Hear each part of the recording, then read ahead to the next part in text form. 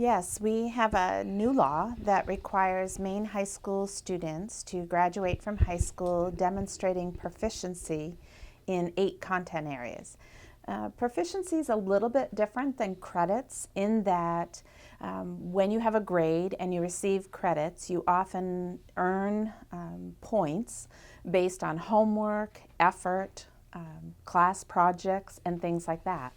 With proficiency, the student has to demonstrate independently that they are able to do the content and there aren't extra points. So how would they be able to do that independently?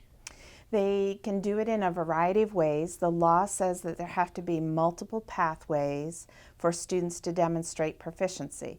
So it might be that they do a project, but it would have to be independently. So it wouldn't be something that could be done at home. It would have to be done at school under the supervision of a teacher. You could do it through an exam. You could do it through an exhibit. So there's different ways. There could be an oral presentation, but the student has to do the work on their own to demonstrate proficiency. And so the incoming freshmen for next year, which would be members of the class of 2021, they're going to have to demonstrate proficiency in English language arts, mathematics, science, and social studies. And what's different is that the standards are much higher than they've been in the past. In order to be proficient in math, students will have to be able to show that they're proficient in Algebra 2 in order to graduate. We know in our world that students need stronger skills in order to have as many opportunities after high school as possible. Our world, the technology that we have, requires higher knowledge, specifically in math. And so students are going to have to get to that level. Never in the state of Maine have we even required proficiency in Algebra 1 in order to own a diploma. So I don't know what you took, but a normal pathway for a student going on to college would be Algebra 1, Geometry, and Algebra 2, and then maybe a senior math. But now we're saying anyone who graduates from high school would have to be proficient in Algebra 2. So as these new students come in each year, the curriculum's changing. How much will it be changing from year to year?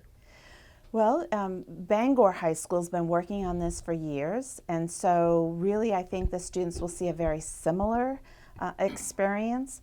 What they will see is that they are required to go right into Algebra 1. In fact, we have tried to have as many 8th graders take Algebra 1 or pre-algebra as possible so that they have more years to get to Algebra 2.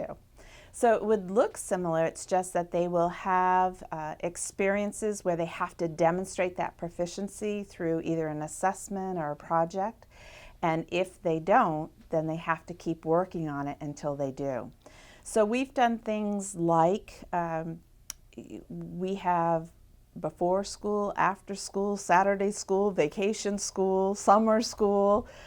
We have times during the day where we do what's called credit recovery and proficiency recovery. So if a student is struggling in math with a concept, then they're going to have to spend more time to demonstrate that they can do that proficiency. And we try to catch them as soon as they start to slip. In times previously, we would wait and a student would have to make up credit recovery during the summer. Well, that's not going to work in a proficiency-based model because you need to go on to the next concept. So we have to catch it sooner. And really it makes more sense. I think students appreciate it that way as well. So as the students showcase their proficiency in certain areas, does that, at the end of the school year, does that give them credit for that course, depending on their proficiency? It's combined, and that's a great question, and I'm very impressed with that question because a lot of people don't understand that.